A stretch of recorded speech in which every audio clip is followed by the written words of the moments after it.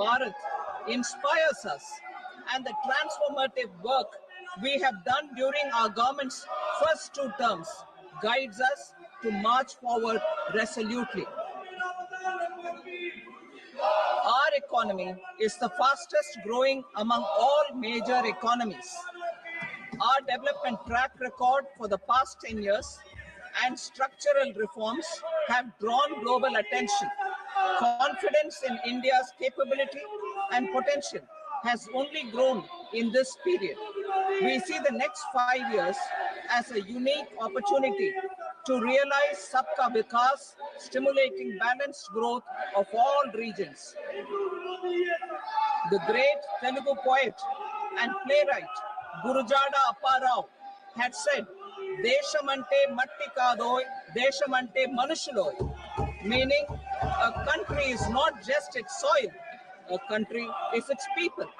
In line with this, for us, Vikasit Bharat encompasses zero poverty, 100% quality good school education, access to high quality, affordable and comprehensive healthcare, 100% skilled labor with meaningful employment, 70% women in economic activities, and farmers making our country the food basket of the world.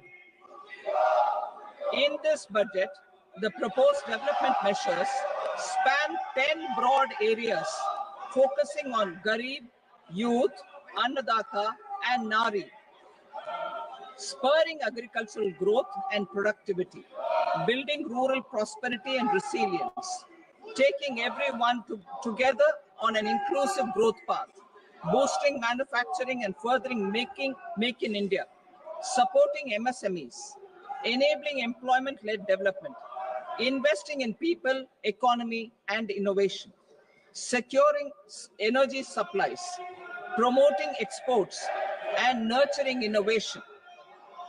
For this journey, powerful engines are agriculture, MSME, investments, and exports. The fuel, our reforms, our guiding spirit, inclusivity, and the destination, Vikasit Bharat. This budget aims to initiate transformative reforms across 6 domains. During the first 5 years, these will augment our growth potential and global competitiveness. The domains are taxation, power sector, urban development, mining, financial sector, and regulatory reforms. Agriculture as the first engine. Now I move to specific proposals, beginning with agriculture as the first engine.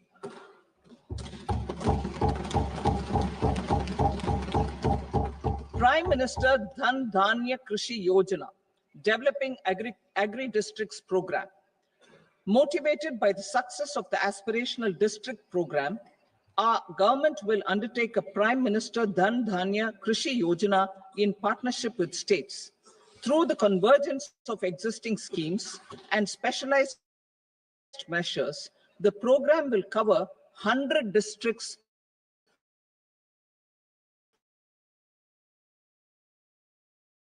with low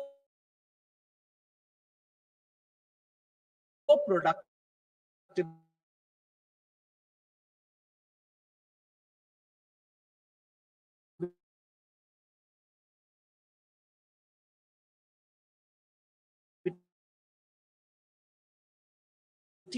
moderate crop intensity, sustainable average at the facility, and short-term.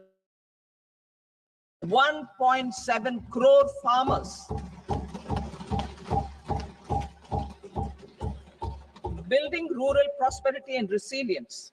A comprehensive multi-sectoral rural prosperity and resilience program will be launched in partnership with the states. This will address underemployment in agriculture through skilling, investment, technology, and invigorating the rural economy.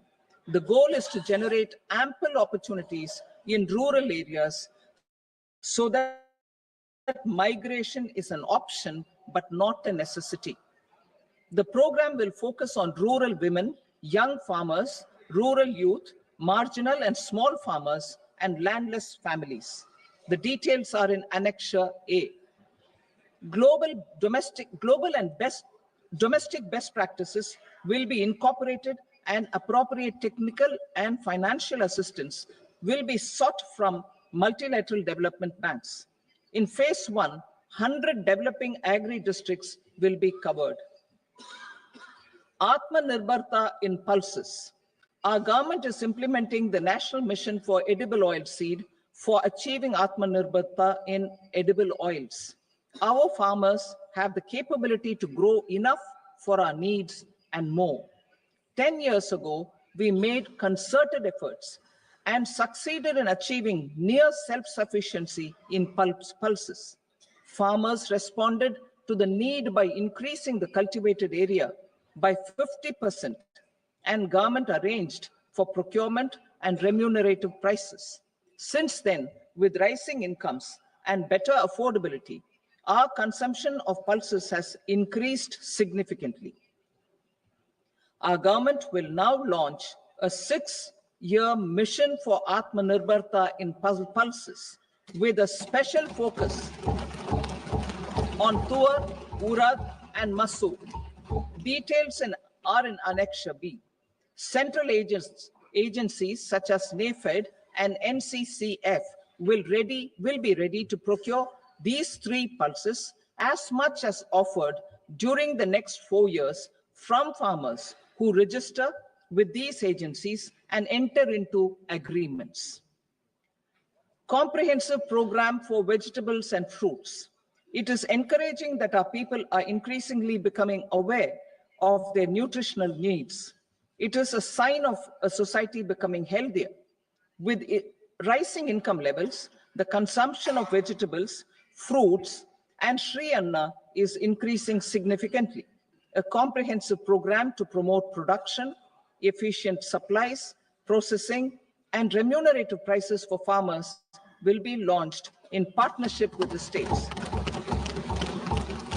Appropriate institutional mechanisms for implementation and participation of farmer producer organizations and cooperatives will be set up. Makhana board in Bihar. For this, there is a special opportunity for the people of Bihar. A Makhana board will be established in the state to improve production, processing, value addition, and marketing of Makhana.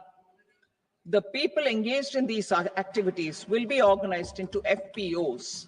The board will provide hand-holding and training support to Makhana farmers and will also work to ensure they receive the benefits of all relevant government schemes.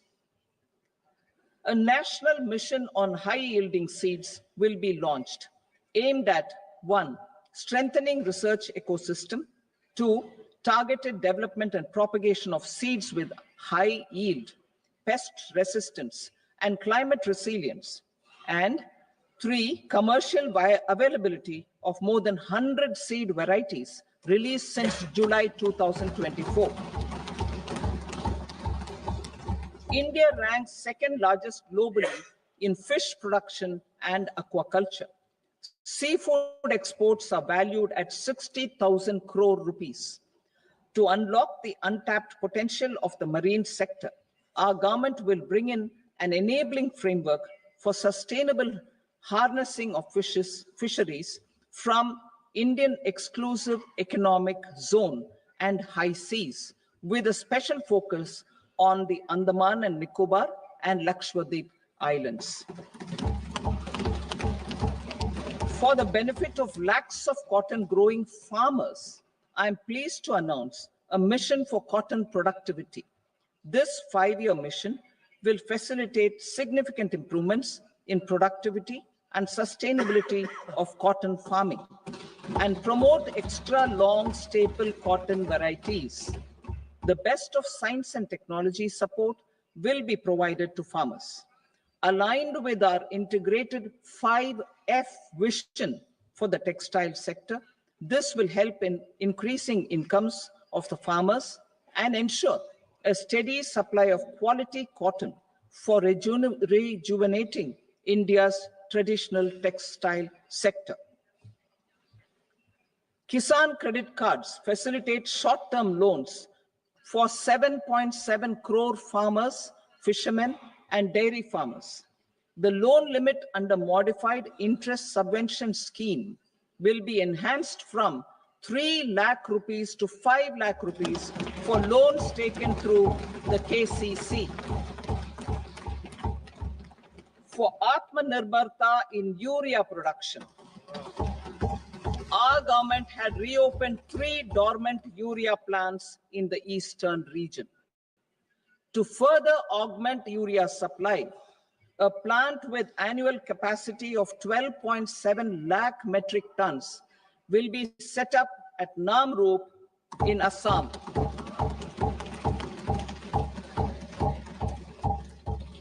India Post, with 1.5 lakh rural post offices, complemented by the India Post Payment Bank and a vast network of 2.4 lakh Dak Sevaks, will be repositioned to act as a catalyst for the rural economy. Details are at Annexure C. India Post will also be transformed as a large public logistics organization. This will meet the rising needs of Vishwakarmas, new entrepreneurs, women, self-help groups, MSMEs, and the large business organizations. Our government will provide support to NCDC for MSMEs as the second engine. Now I move to MSMEs as the second engine, which encompasses manufacturing and services with a focus on MSMEs numbering 5.7 crores. Currently, over 1 crore registered MSMEs, employing 7.5 crore people and generating 36% of our manufacturing, have come together to position India as a global manufacturing hub. With their quality products,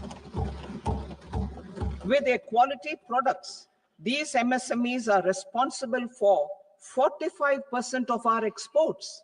To help them achieve higher efficiencies of scale, technological upgradation, and better access to capital, the investment and turnover limits for classification of all MSMEs will be enhanced to 2.5 and 2 times respectively. This will give them the confidence to grow and generate employment for our youth. The details are given in Annexure D. To improve access to credit, the credit guarantee cover will be enhanced. First, for micro and small enterprises from 5 crore to 10 crore rupees, leading to additional credit of 1.5 lakh crores in the next 5 years.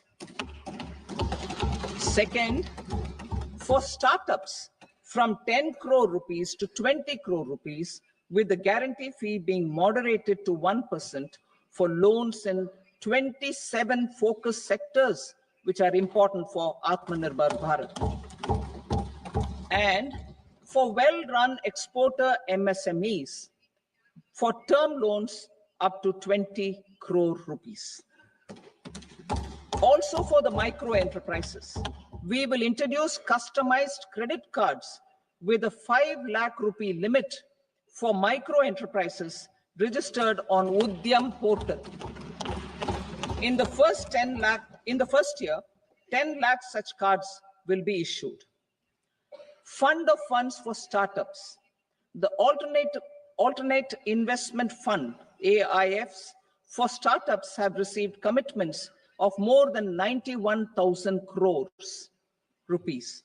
These are supported by the fund of funds set up with the Government of India's contribution of 10,000 crore rupees.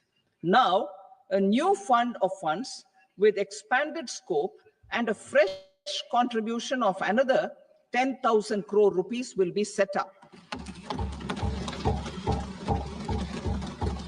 A new scheme will be launched for 5 lakh women, scheduled castes, and scheduled tribes, first-time entrepreneurs. This will provide term loans up to 2 crore rupees during the next 5 years. The scheme will incorporate lessons from the successful Stand Up India scheme. Online capacity building for entrepreneurship and managerial skills will also be organized. Measures for labor-intensive sectors. To promote employment and entrepreneurship opportunities in labor-intensive sectors, our government will undertake specific policy and facilitation measures. To enhance the productivity, quality, and competitiveness of India's footwear and leather sector, a focused product scheme will be implemented. The scheme will support design capacity, component manufacturing, and machinery required for production of non-leather quality footwear, besides the support for leather footwear and products. The scheme is expected to facilitate employment for 22 lakh persons, generate over 4 lakh crore rupees, and exports of over 1.1 lakh crore rupees. Measures for the toys sector. Building on the National Action Plan for Toys, we will implement a scheme to make India a global hub for toys. The scheme will focus on development of clusters, skills, and a manufacturing ecosystem that will create high quality, unique, innovative, and sustainable toys that will represent the Made in India brand. Support for food processing. In line with our commitment towards Purvodaya, we will establish a National Institute of Food Technology, Entrepreneurship, and Management in Bihar. The institute will provide a strong fillip to food processing activities in the entire eastern region. This will result in 1. Enhanced income for the farmers through value addition to their produce, and 2. Skilling entrepreneurship and employment opportunities for the youth. Manufacturing mission, furthering Make in India. Our government will set up a national manufacturing mission covering small, medium, and large industries for furthering Make in India by providing policy support, execution roadmaps, governance, and monitoring framework for central ministries and states. Details are in Annexure E. Given our commitment to climate-friendly development, the mission will also support clean tech manufacturing. This will aim to improve domestic value addition and build our ecosystem for solar PV cells, EV batteries, motors and controllers, electrolyzers, wind turbines, very high voltage transmission equipment, and grid scale batteries. Investment as the third engine. Now I move to investment as the third engine, which encompasses investing in people, investing in the economy, and investing in innovation. Investing in people. Saksham Anganwadi and Poshan 2.0. Saksham Anganwadi and Poshan 2.0 program provides nutritional support to more than 8 crore children, 1 crore pregnant women and lactating mothers all over the country, and about 20 lakh adolescent girls in aspirational districts and the Northeast region. The cost norms for these nutritional support will be enhanced appropriately. Atal Tinkering Labs. 50,000 Atal Tinkering Labs will be set up in government schools in the next 5 years to cultivate the spirit of curiosity and innovation and foster a scientific temper among young minds. Broadband connectivity to government secondary schools and PHCs. Broadband connectivity will be provided to all government secondary schools and primary health centers in rural areas under the BharatNet project. Bharatiya Bhasha Pustak scheme. We propose to implement a Bharatiya Bhasha Pustak scheme to provide digital form Indian language books for schools and for higher education. This aims to help students understand their subjects better and in their language.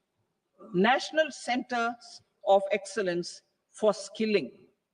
Building on the initiative announced in the July 24 budget, 5 national centers of excellence for skilling will be set up with global expertise and partnerships to equip our youth with the skills required for Make for India, Make for the World manufacturing. The partnership will cover curriculum design, training of trainers, and a skills certification framework and periodic reviews.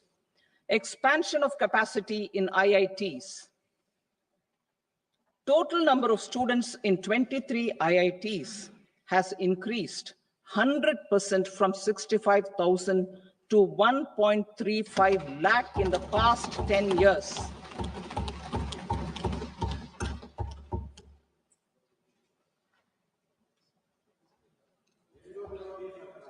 Additional infrastructure will be created in the 5 IITs started after 2014 to facilitate education for 6,500 more students. Hostel and other infrastructure capacity at IIT Patna will also be expanded.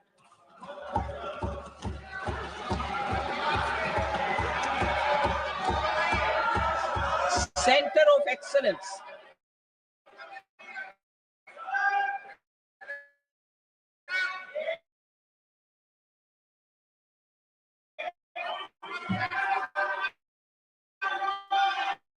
Center of Excellence in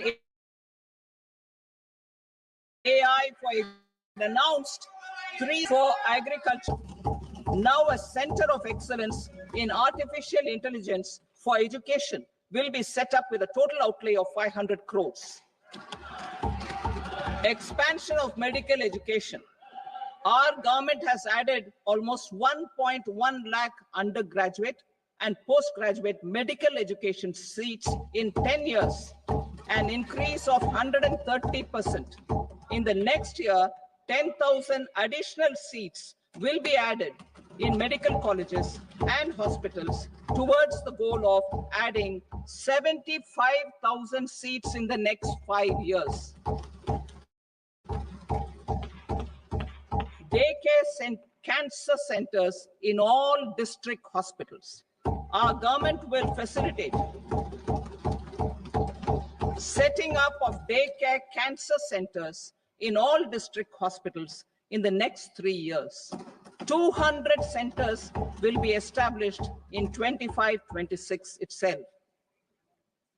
Strengthening urban livelihoods. Our government has been giving priority to assisting urban poor and vulnerable groups.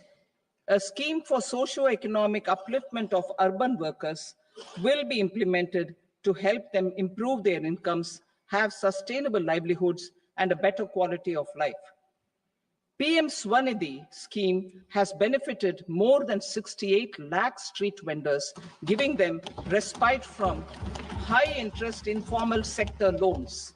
Building on this success, the scheme will be revamped with enhanced loans from banks, UPI-linked credit cards with 30,000 rupees limit, and capacity building support. Social Security Scheme for welfare of online platform workers. Gig workers of online platforms provide great dynamism to the new age services economy. Recognizing their contribution, our government will arrange for their identity cards and registration on the e-Shram portal. They will be provided healthcare under PM Jan Arogya Yojana. This measure is likely to assist nearly 1 crore gig workers.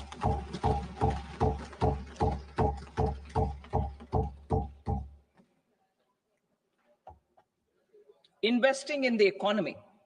Public-private partnership in infrastructure. Each infrastructure-related ministry will come up with a 3-year pipeline of projects that can be implemented in PPP mode. States will also be encouraged to do so. and can seek support from the India Infrastructure Project Development Fund, which is a scheme to prepare PPP proposals. Support to states for infrastructure. An outlay of 1.5 lakh crore is proposed for the 50-year interest-free loans to states for capital expenditure and incentives for reforms. Building on the success of the first asset monetization plan announced in 2021, the second plan for 2025 to 30 will be launched to plow back capital of 10 lakh crore in new projects.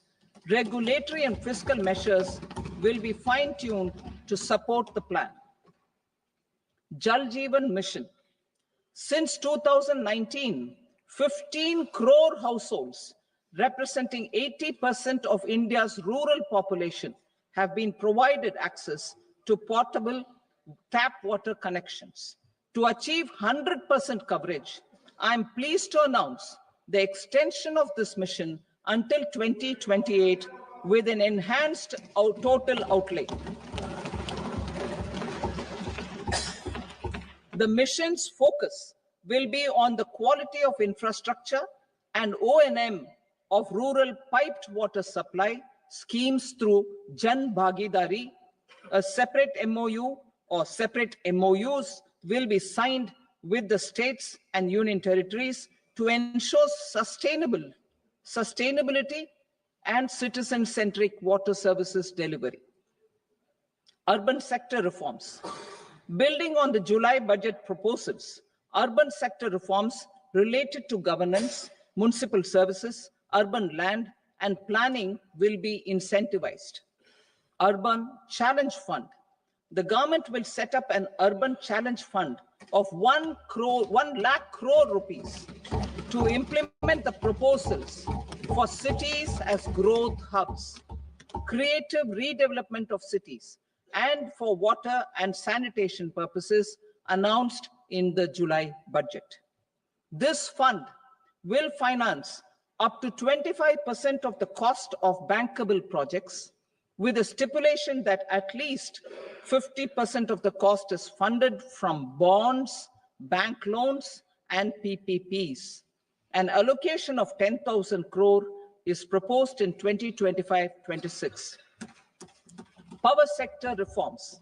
We will incentivize electricity distribution reforms and augmentation of intrastate transmission capacity by states.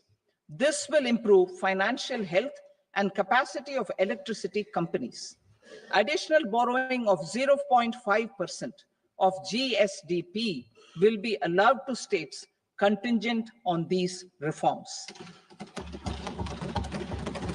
Nuclear energy mission for Vikasit Bharat. Development of at least 100 gigawatt of nuclear energy by 2047 is essential for our energy transition efforts.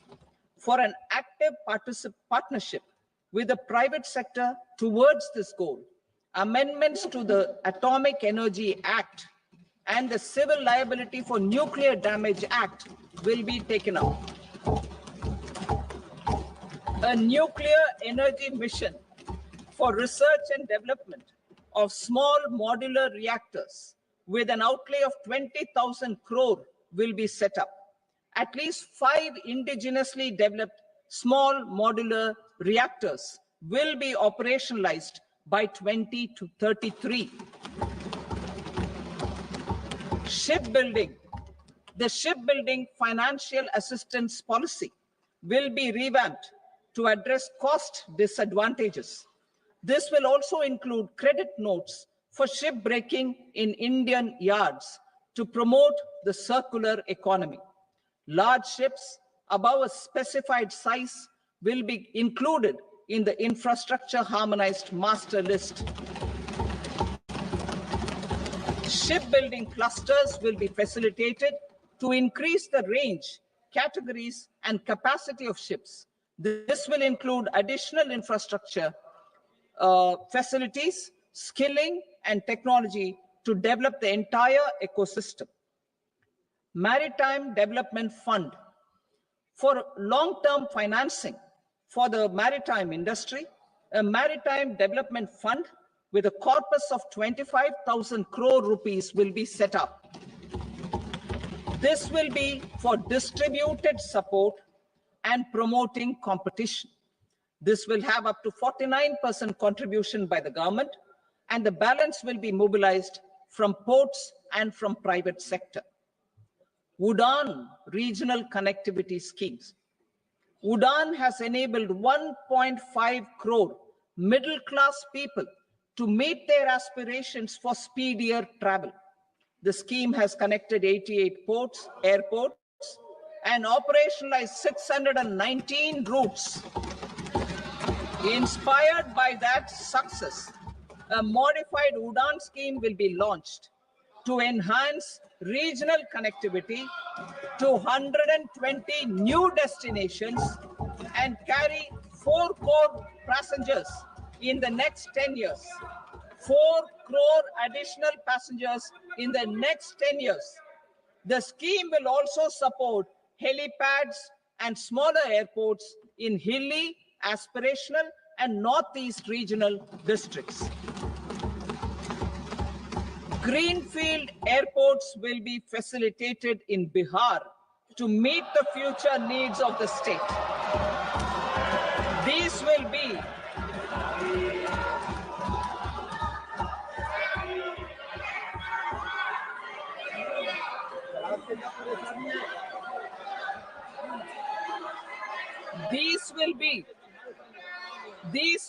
in addition to the expansion of the capacity of Patna Airport and a brownfield airport in Beta.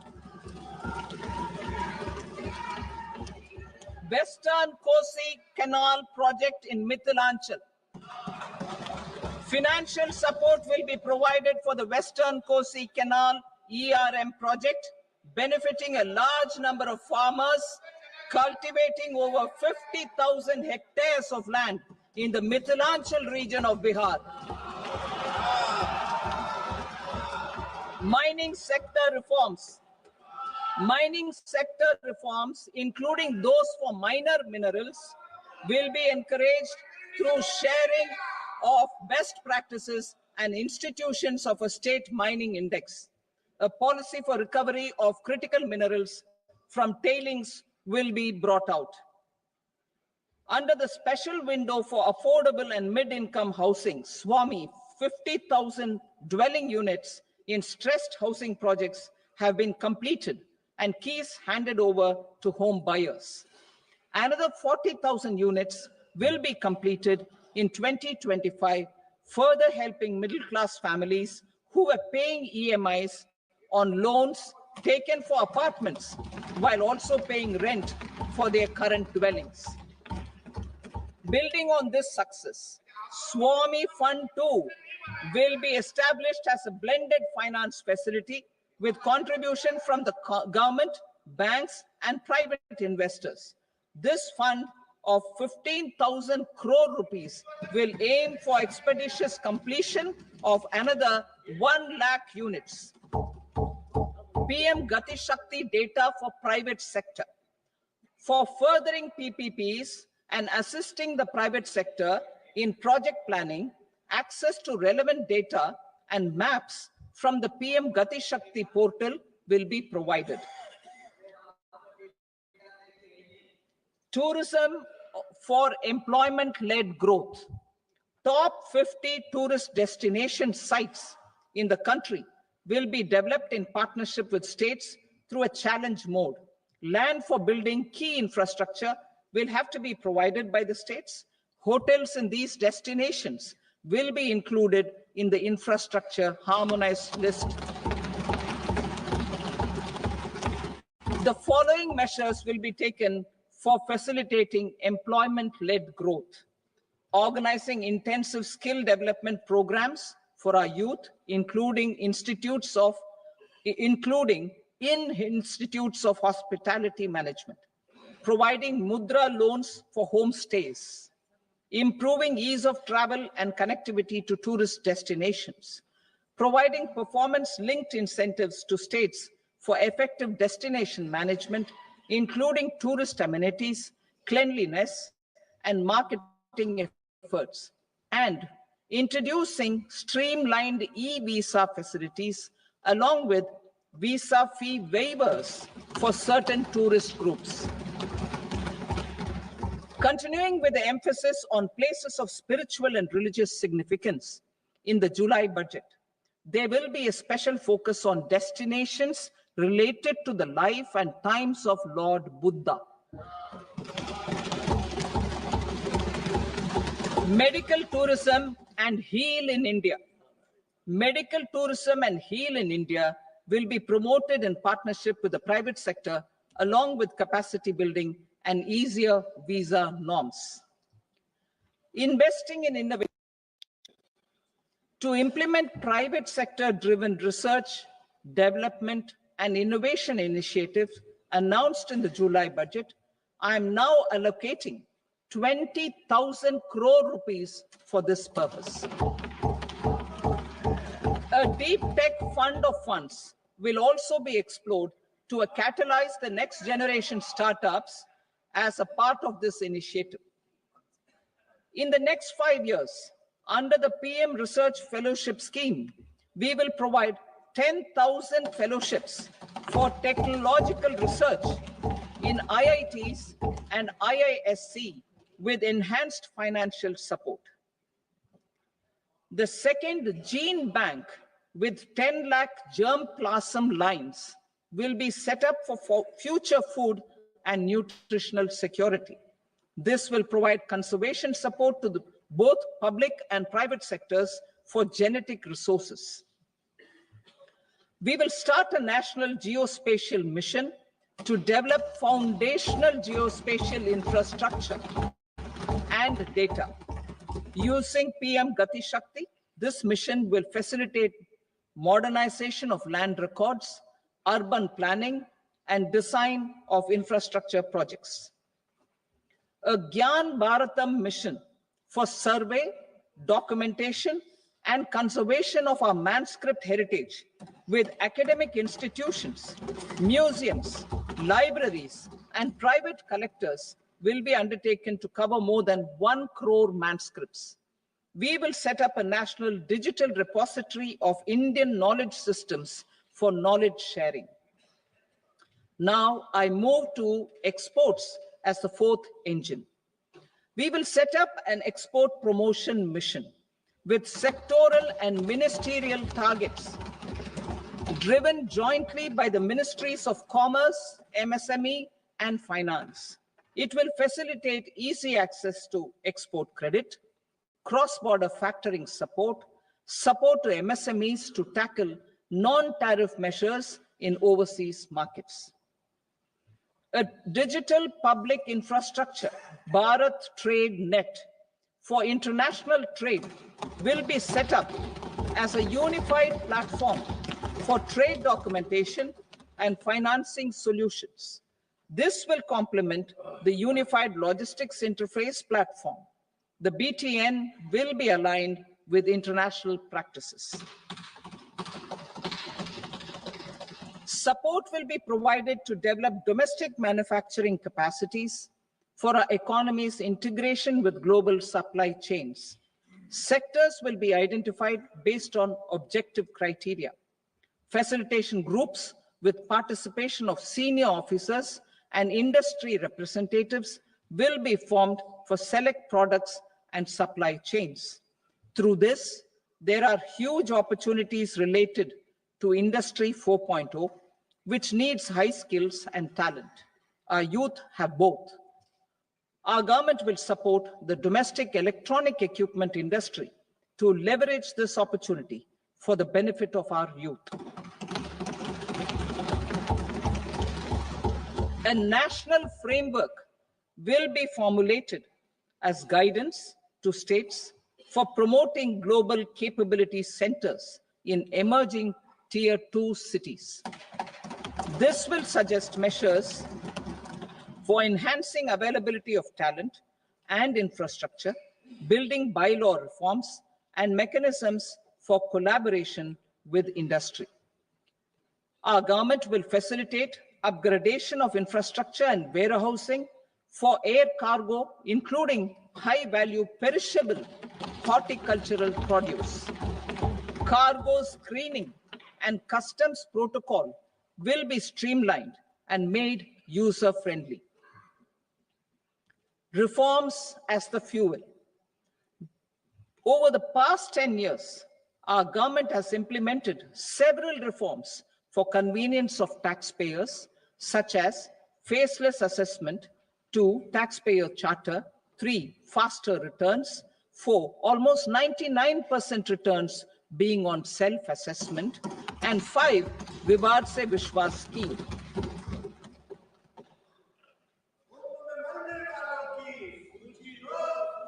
Continuing these efforts, I reaffirm the commitment of the tax department to trust first, scrutinize later. I also propose to introduce the new income tax bill next week. I will detail the indirect tax reforms and changes in direct taxes in Part B. Financial sector reforms. The FDI limit for the insurance sector will be raised from 74 to 100%. This enhanced limit will be available for those companies which invest the entire premium in India. The current guardrails and conditionalities associated with foreign investment will be reviewed and simplified. The services of India Post Payment Bank will be deepened and expanded in rural areas. NABFID will set up a partial credit enhancement facility for corporate bonds for infrastructure. Public sector banks will develop Grameen Credit Score Framework to serve the credit needs of SHG members and people in rural areas. A forum for regulatory coordination and development of pension products will be set up. To implement the earlier announcement on simplifying the KYC processes, the revamped central KYC registry will be rolled out in 2025. We will also implement a streamlined system for periodic updating. Requirements and procedures for speedy approval of company mergers will be rationalized. The scope for fast-track mergers will also be widened and the process made simpler. As proposed in the interim budget, we signed bilateral investment treaties with 2 countries in 2024 to encourage sustained foreign investment, and in the spirit of First Develop India, the current model BIT will be revamped and made more investor-friendly. In the last 10 years, in several aspects, including financial and non-financial, our government has demonstrated a steadfast commitment to ease of doing business. We are determined to ensure that our regulations must keep up with technological innovations and global policy developments. A light-touch regulatory framework based on principles and trust will unleash productivity and employment. Through this framework, we will update regulations that were made under old laws. To develop this modern, flexible, people-friendly, and trust-based regulatory framework appropriate for the 21st century, I propose 4 specific measures. A high-level committee for regulatory reforms will be set up for a review of all non-financial sector regulations, certifications, licenses, and permissions. The committee will be expected to make recommendations within a year. The objective is to strengthen trust-based economic governance and take transformational measures to enhance ease of doing business, especially in matters of inspection and compliances. States will be encouraged to join in this endeavor. An investment friendliness index of states will be launched in 2025 to further the spirit of competitive, cooperative federalism. Under the Financial Stability and Development Council, a mechanism will be set up to evaluate impact of the current financial regulations and subsidiary instructions. It will also formulate a framework to enhance their responsiveness and development of the financial sector. In the Jan Vishwas Act 2023, more than 180 legal provisions were decriminalized. Our government will now bring up the Jan Vishwas Bill 2.0 to decriminalize more than 100 provisions in various laws. I now move to fiscal policy. In the July budget, I had committed to staying the course for fiscal consolidation. Our endeavor will be to keep the fiscal deficit each year such that central government debt remains on a declining path as a percentage of the GDP. The roadmap for the next 6 years has been detailed in the FRBM statement. Revised estimates for 2024-25. The revised estimate of the total receipts other than borrowings is 31.47 lakh crore rupees, of which the net tax receipts are 25.57 lakh crore rupees. The revised estimate of the total expenditure is 47.16 lakh crore rupees, of which the capital expenditure is about 10.18 lakh crore rupees. The revised estimate of the fiscal deficit is 4.8% of the GDP. Budget estimates for 25-26. Coming to 25-26, the total receipts other than borrowings and total expenditure are estimated at 34.96 lakh crore rupees and 50.65 lakh crore rupees respectively. The net tax receipts are estimated at 28.37 lakh crore rupees. The fiscal deficit is estimated to be 4.4% of GDP. To finance the fiscal deficit, the net market borrowings from dated securities are estimated at 11.54 lakh crore. The balance financing is expected to come from small savings and other sources. The gross market borrowings are estimated at 14.82 lakh crore rupees. I will now move to Part B. Indirect taxes. My proposals relating to customs aim to rationalize tariff structure and address duty inversion. These will also support domestic manufacturing and value addition, promote exports, facilitate trade, and provide relief to common people. Rationalization of customs tariff structure for industrial goods. As a part of comprehensive review of customs rate structure announced in July 2024 budget, I propose to 1. Remove 7 tariff rates. This is over and above the 7 tariff rates removed in 23-24 budget. After this, there will be only 8 remaining tariff rates, including 0 rate. 2. Apply appropriate cess to broadly maintain effective duty incidence, except on a few items where such incidence will reduce marginally. 3. Levy not more than 1 cess or surcharge. Therefore, I propose to exempt social welfare surcharge on 82 tariff lines that are subject to a cess. I shall now take up sector-specific proposals. To provide relief to patients, particularly those suffering from cancer, rare diseases, and other severe chronic diseases, I propose to add 36 life-saving drugs and medicines to the list of medicines fully exempted from basic custom duty.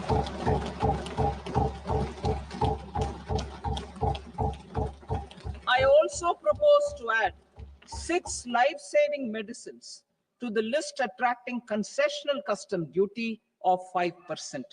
Full exemption and concessional duty will also respectively apply on the bulk drugs for manufacture of the above. Specified drugs and medicines under patient assistance programs run by the pharmaceutical companies are fully exempt from BCD, provided the medicines are supplied free of cost to the patients. I propose to add 37 more medicines along with 13 new patient assistance programs. Support to domestic manufacturing and value addition. Critical minerals. In the July 2024 budget, I had fully exempted BCD on 25 critical minerals that are not domestically available. I had also reduced BCD of 2 other such minerals to provide a major fillip to their processing, especially by MSMEs. Now, I propose to fully exempt cobalt powder and waste, the scrap of lithium-ion battery, lead, zinc, and 12 more critical minerals. This will help secure the availability for manufacturing in India and promote more jobs for our youth. To promote domestic production of technical textile products such as agro-textiles, medical textiles, and geotextiles at competitive prices, I propose to add 2 more types of shuttle-less looms to the list of fully exempted textile machinery. I also propose to revise the BCD rate on knitted fabrics covered by 9 tariff lines from 10 or 20 to 20% or 115 rupees per kg, whichever is higher. Electronic goods. In line with our Make in India policy and to rectify inverted duty structure, I propose to increase the BCD on interactive flat panel display from 10% to 20% and reduce the BCD to 5% on open cell and other components. In 23-24 budget, for the manufacture of open cells of LCD, LED TVs, I had reduced the BCD on parts of open cells from 5% to 2.5%. To further boost the manufacture of such open cells, the BCD on these parts will now stand exempted. Lithium-ion battery. To the list of exempted capital goods, I propose to add 35 additional capital goods for EV battery manufacturing and 28 additional capital goods for mobile phone battery manufacturing. This will boost domestic manufacture of lithium-ion batteries, both for mobile phones and for electric vehicles. Shipping sector.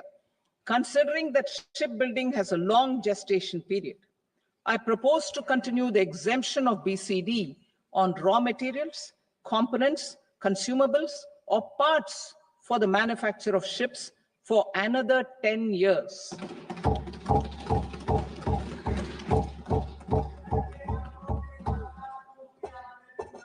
I also propose the same dispensation for shipbreaking to make it more competitive. Telecommunication. To prevent classification disputes, I propose to reduce the BCD from 20% to 10% on carrier-grade Ethernet switches to make it at par with non-carrier-grade Ethernet switches. Export promotion. To facilitate exports of handicrafts, I propose to extend the time period for export from 6 months to 1 year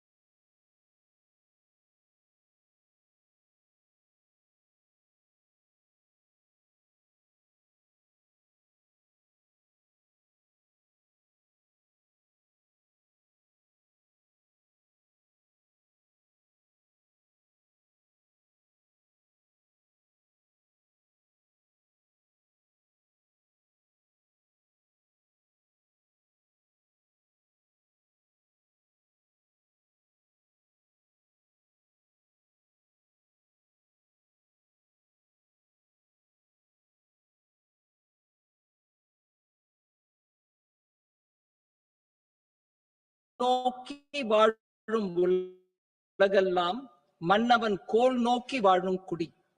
Meaning, just as the living beings live expecting rains, citizens live expecting good governance. Our government is committed to keeping an ear to the ground and a finger on the pulse and responding while balancing our national building efforts.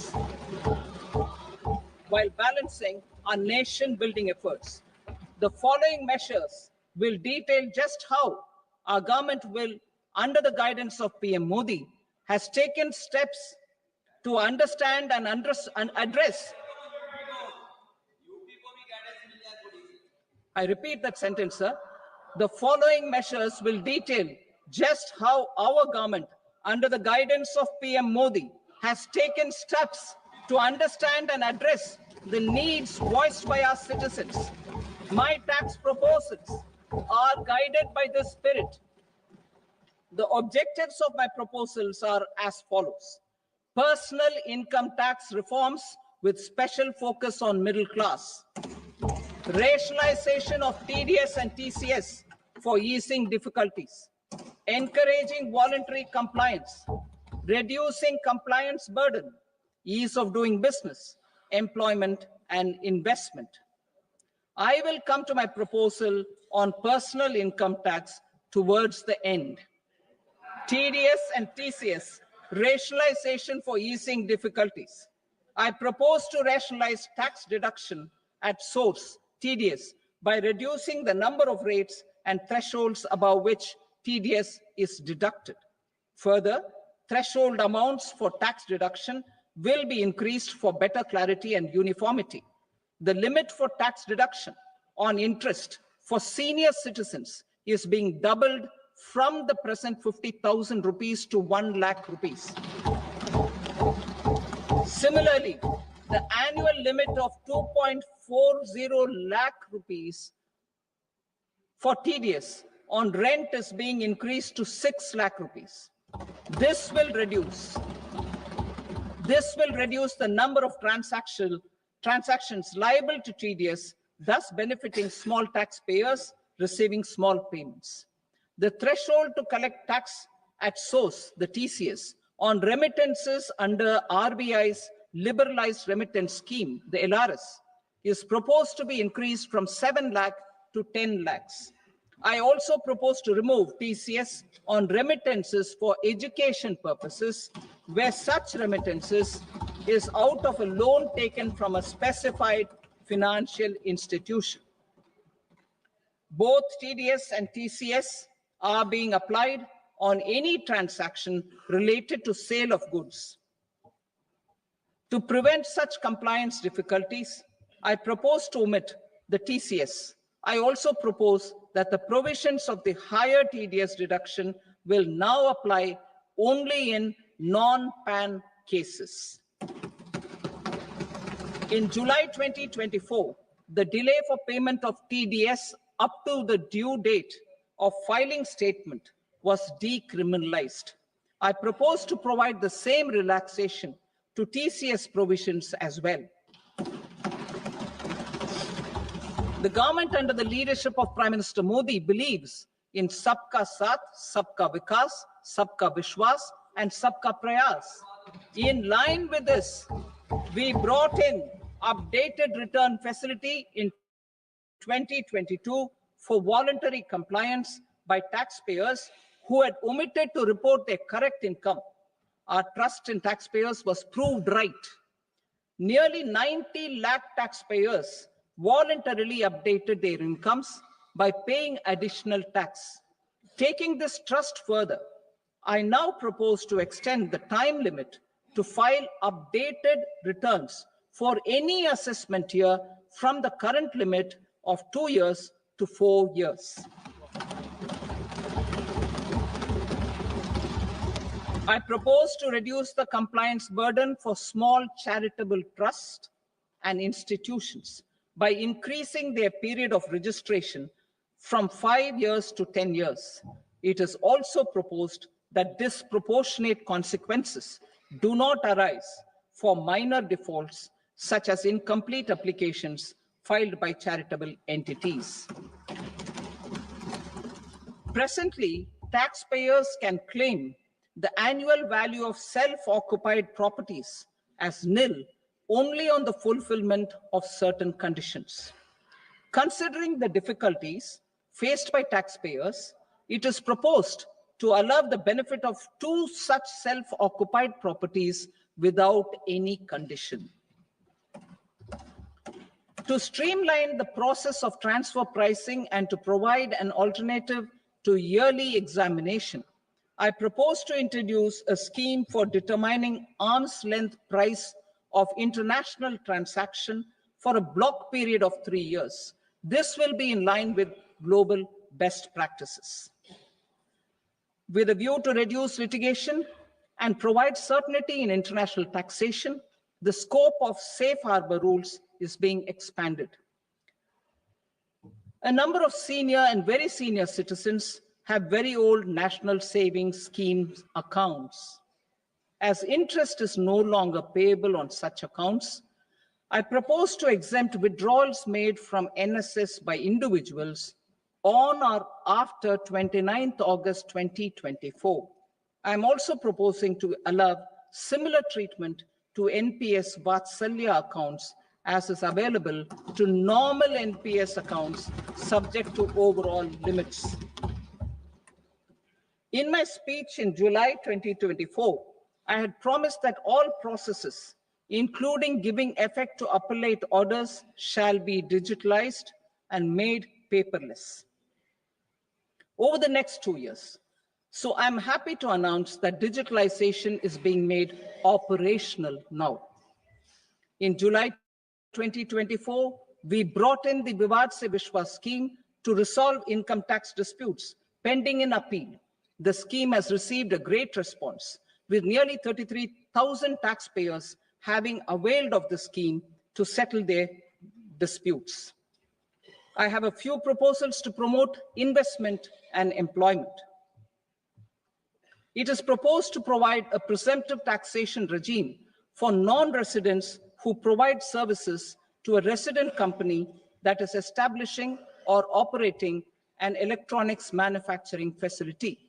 I further propose to introduce a safe harbor for tax certainty for non-residents who store components for supply to specified electronics manufacturing units. Presently, the tonnage tax scheme is available only to seagoing ships. The benefits of existing tonnage tax scheme are proposed to be extended to inland vessels registered under the Indian Vessels Act 2021 to promote inland water transport in the country. Extension for incorporation of startups. We continue to support the Indian startup ecosystem. I propose to extend the period of incorporation by 5 years to allow the benefit available to startups which are incorporated before 1/4/2030. In order to attract and promote additional activities in the IFSC, I am inter alia proposing specific benefits to ship leasing units, insurance offices, and treasury centers of global companies which are set up in IFSC. Further, to claim benefits, the cutoff date for commencement in IFSC has also been extended by 5 years to 31/3/2030. Category 1 and Category 2 AIFs are undertaking investments in infrastructure and other such sectors. I propose to provide certainty of taxation to these entities on the gains from securities, to promote funding from sovereign wealth funds and pension funds to the infrastructure sector. I propose to extend the date of making an investment by 5 more years up to 31st March 2030.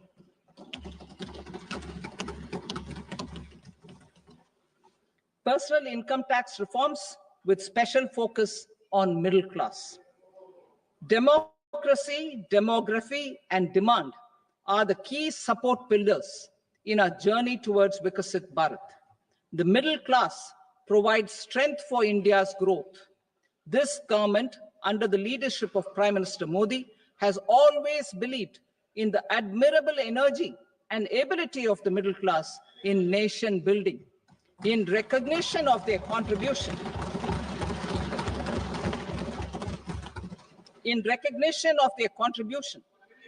we have periodically reduced their tax burden. Right after 2014, the nil tax slab was raised to 2.5 lakhs of rupees, which was further raised to 5 lakh rupees in 2019 and to 7 lakh rupees in 2023. This is reflective of our government's trust on the middle class taxpayers. I am now happy to announce that there will be no income tax payable up to income of 12 lakh rupees.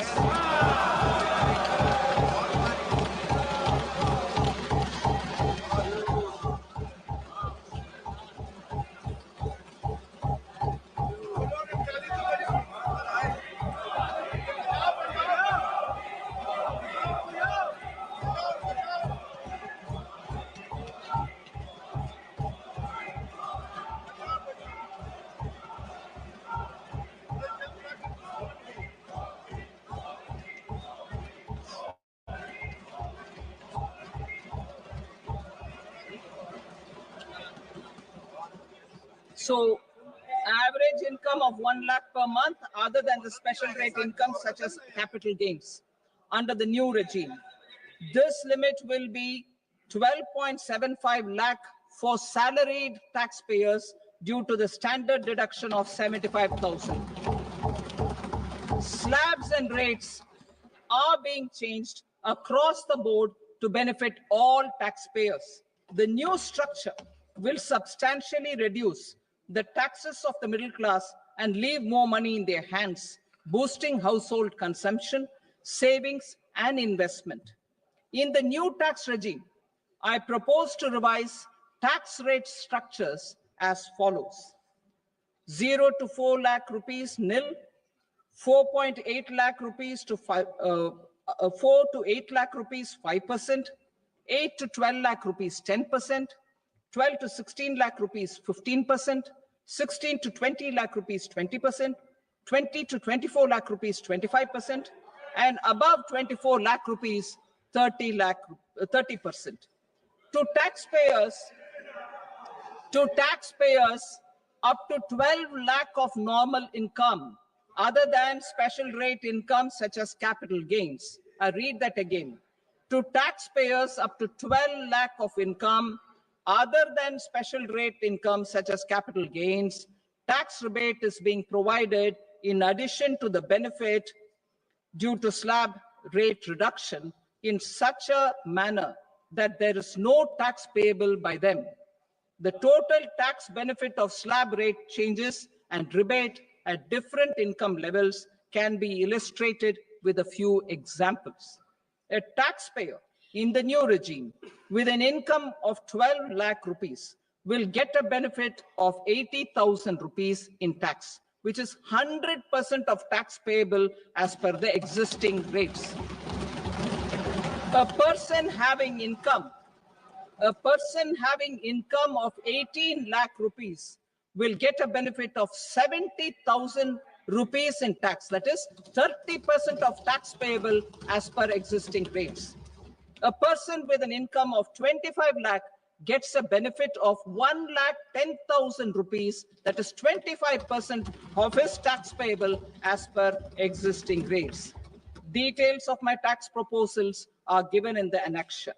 As a result of these proposals, Honorable Speaker, sir, revenue of about 1 lakh crore in direct taxes and 2,600 crores in indirect taxes will be foregone. Mr. Speaker, sir, with this, I commend the budget to this august House.